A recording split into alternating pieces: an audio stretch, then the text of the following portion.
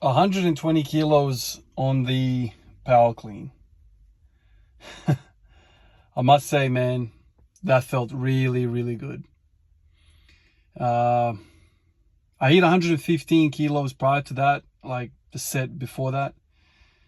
So I've had 2 PRs in one session, which is crazy. I don't know if I'm stronger or whether the technique's making more sense. My timing's getting better. One thing that somehow in the last 4 or 5 days has kind of clicked is this whole jumping and then getting underneath the bar. It's making a bit more sense to me. And so I'm kind of getting a little bit more knee bend and I'm getting lower under the bar. But it felt great. I must say it felt great. Finally, the hook grip is not hurting me at all. So it's taken me probably a good month, if that, maybe 3 weeks of every single day hook gripping. Some discomfort initially, obviously, it's not going to feel great. But then over time, you kind of get better and better. And now it's, not even a thought in my mind. Chalk helps a lot. The trouble with chalk is that it makes your grip really, really good. There's no slip at all.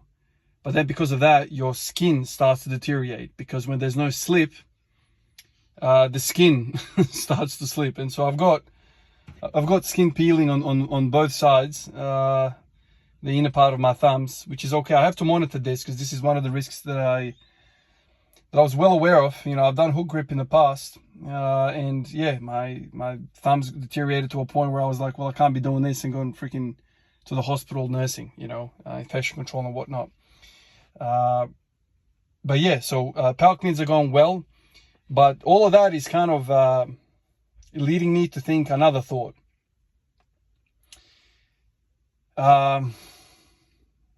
You guys know that I struggle with keeping upright in the squat.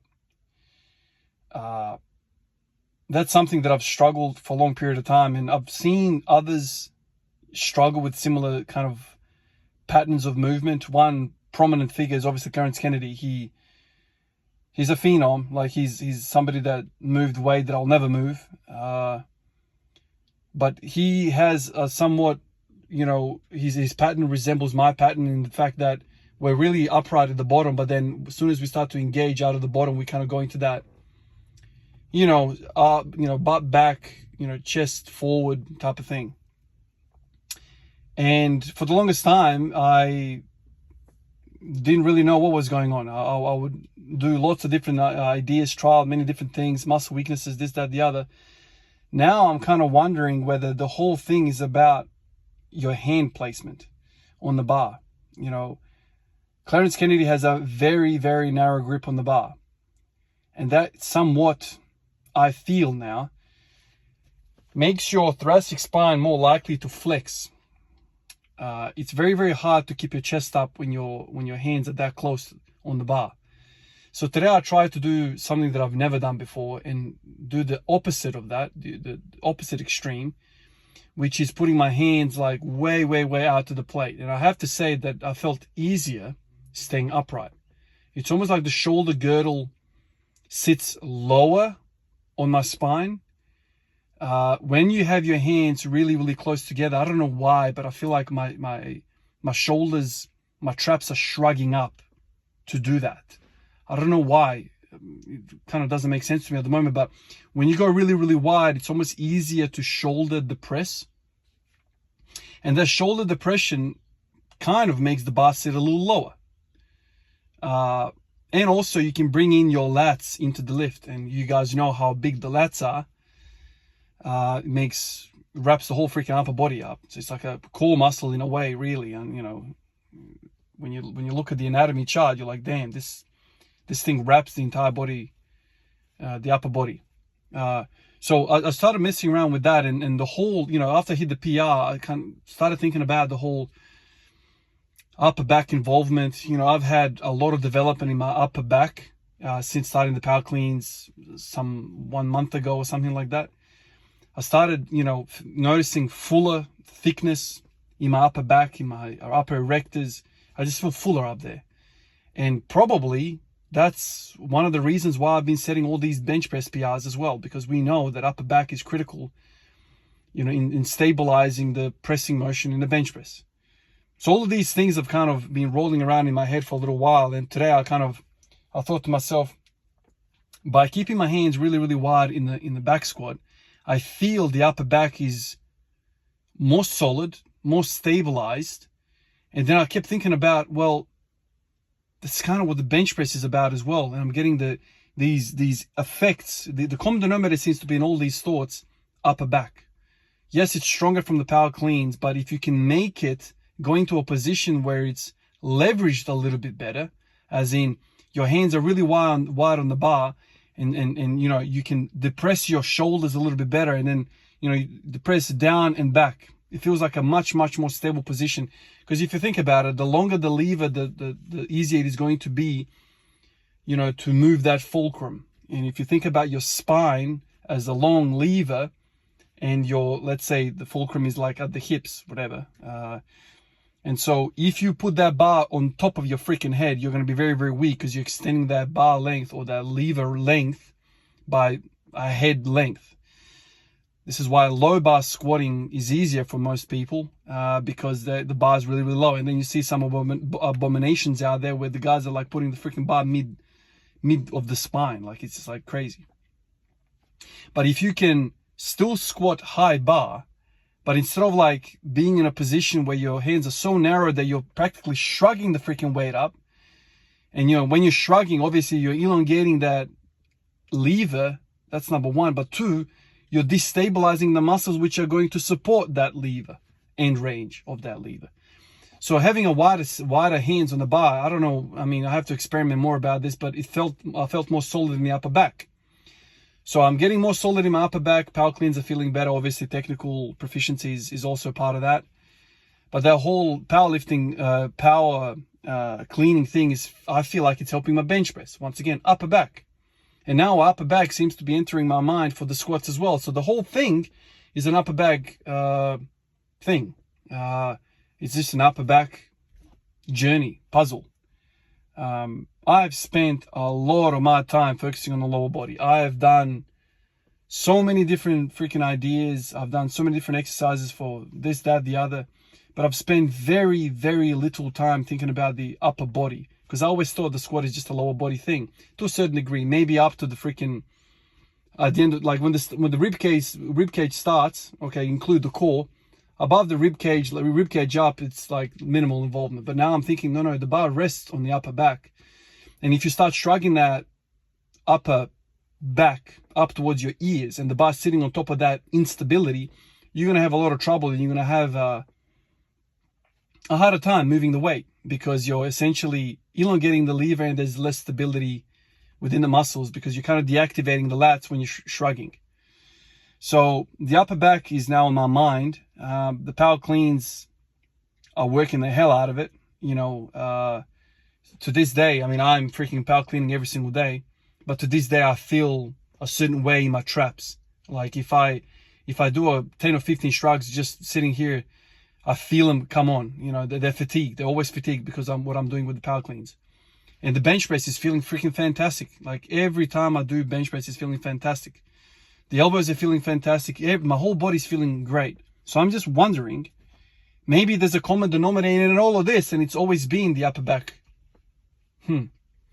But not any upper back. You can't just work lats, because I've spent a lot of my time in the past doing pull-ups, and that never made me feel stable, as power cleans have made me feel stable. So this upright rowing, let's say, if you wanted to categorize it, I feel like it's more important in my training right now than down rowing or pulling down. So it's kind of like, if you think about pull-ups as a lat pull down, well, the opposite of the lat pull down is upright row. I feel like the upright row involves the traps more, and my upper back feels a lot more stable, lot more stable, and the bench press seems to be benefiting from it. The power cleans, obviously, are power cleans. Whatever, I'll continue to do that. I'm still limited by my technique, obviously. But the upper back's on my mind. And when I look at it in the mirror, like, obviously, it's not the greatest that I've ever looked, but there is a lot of thickness in my upper back. And that's something that I've always struggled with. I never had thickness. I never had size in there. Now I'm feeling fuller and fuller and fuller. And it's not that prototypical just fatter lats wide. No, I'm not talking about the width of the back. I'm talking about the thickness of the back. That ability to resist thoracic flexion. And lats don't resist that. Lats somewhat assist in that motion. But if you really think about it and you look up the charts, the lats actually internally rotate the shoulders, which is not going to help flexion, right? Because you want to be externally rotating while extending the upper back in order for you to be athletic in terms of power cleans and whatnot. So a lot to think about. Upper back's on my mind. The power cleans are moving really well. Bench press is going really well. But now I'm thinking to myself, maybe I can throw in a strategic some sort of movement. This is where I have to be really careful because I don't want to be taken away from other movements. Maybe I just do more power cleans. Maybe that's probably the best thing to do. Because if I start doing something like, I don't know, straight dumbbell raise, like in front raise, to kind of hit, that's probably gonna be more shoulders than anything. Maybe overhead press will be a really good idea, but then I'm very careful in not interfering with bench press. I don't want to be doing another pressing motion. Right now, it's all about the bench press. I don't want to be, getting in the way with it. Maybe I just need to do more power cleans. I think that would be the easiest thing to do to get more volume. Maybe drop down the weight to 90 kilos and maybe try to get 5s now. That would be really cool. But yeah, this is the weird thing, right? Like when I'm doing the actual power cleans, I'm not getting the bodybuilding stimulus that you would expect in order for you to put size on. No, I'm just yanking that thing up as hard as I can, and there's never a pump. Yet the following day, I feel fatigue. I feel like these muscles have been worked really hard. Maybe because the traps are unique. They are not, they're very, maybe, I'm not 100% sure about this, but maybe they are fast twitch. Maybe they're very explosive and they respond to speed work more so than slow and steady freaking power shrugs or shrugs that people do. There's nothing like throwing weight above your head or throwing it to your shoulders. Nothing's going to elicit more of a fast twitch response from those muscles than that. So I'll continue to do that. But yeah, very happy today. Freaking a bunch of PRs. And, I said, when I hit 120 on the power clean, maybe the 190 kilo front squat is not too far away. Because as we all know, man, the the front squat is all about the upper back. So I'm connecting a few dots right now, and I'm in a really good spot. Appreciate you guys like always. Oh, before I let you go, man, almost forgot. I wanted to write a bit of a note because I knew I was going to get sidetracked with all these thoughts. I wanted to write a side note. I've got a new Patreon supporter, top-notch, feeling poppy supporter on Patreon. MB Haystack. I'm pretty sure that's what it is. If it's not, I'll have a look and I'll correct myself, but I reckon it's MB Haystack. He's the latest supporter. Appreciate you, man. Like always, I always get humbled when I get the support like this.